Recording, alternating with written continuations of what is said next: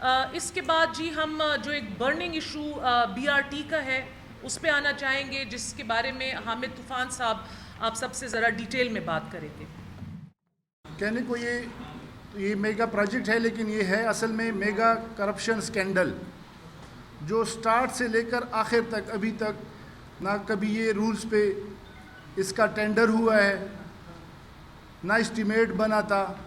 تو کیپرا اور پیپرا کے رولز میں جب اسٹیمیٹ نہ بنے اور اس سے پہلے اس کا ٹینڈر یا اسٹیمیٹ بنے پی سی 1 کے بغیر، تو یہ پیپرا اور کیپرا دونوں کے رول میں یہ نہیں ہے۔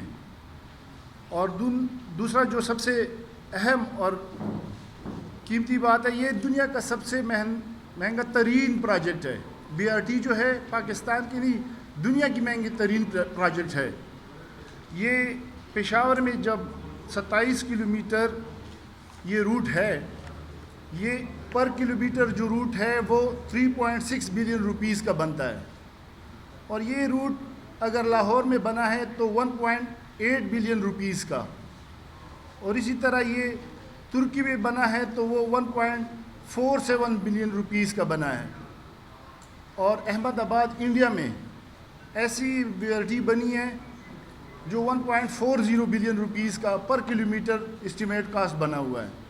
تو ہمارا جو بی آر ٹی ابھی پشاور کمپلیٹ نہیں ہوا، لیکن ابھی تک جو سٹرکچر بنا ہے اس میں کاسٹ جو آتی ہے وہ 3.6 بلین روپیز ہے۔ اب آتے ہیں ان کی بسوں کی طرف۔ یہ ہائیبرڈ بسز ہیں جو چائنا سے منگوائی گئی ہیں۔ ان کی جو بیٹری کی لائف ہے وہ 12 سال ہے، اور بیٹری کی وارنٹی جو ہے وہ 2 سال ہے۔ جب سے بسیں آئی ہیں پاکستان میں تو اس کے 2 سال سے زیادہ ہو گیا ہے۔ وارنٹی کی جو میعاد ہے وہ پروجیکٹ کے سٹارٹ ہونے سے پہلے ہی ختم ہو چکی ہے، اور 10-12 سال میں ان کی جو میعاد ختم ہوگی تو اس پہ یہ جب نئی بیٹریز ڈالیں گے تو وہ 4 سے 5 ارب روپے مزید لگائیں گے۔ تو یہ ایسا ہے کہ بس پیسے آئیں گے حکومت سے اور ہوا میں اڑ جائیں گے۔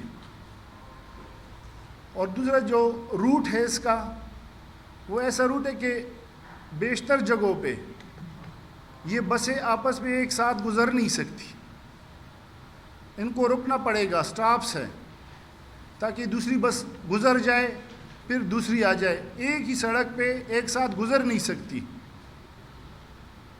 اور اس کی تقریباً 31 سٹاپ ہیں، چمکنی سے لے کر کارخانوں تک 31 سٹاپ اگر ہیں۔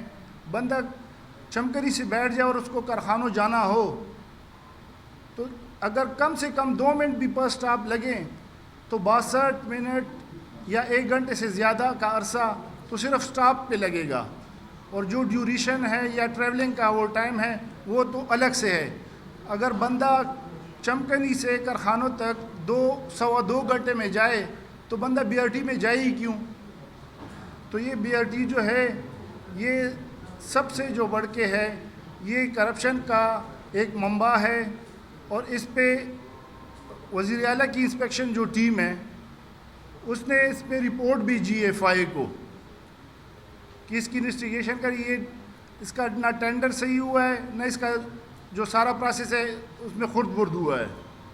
لیکن پی ٹی آئی کی گورنمنٹ کی طرف سے ان کے لوگ گئے ہیں، سپریم کورٹ سے اسٹے آرڈر لیا ہے تاکہ کوئی انکوائری یا انویسٹیگیشن نہ ہو۔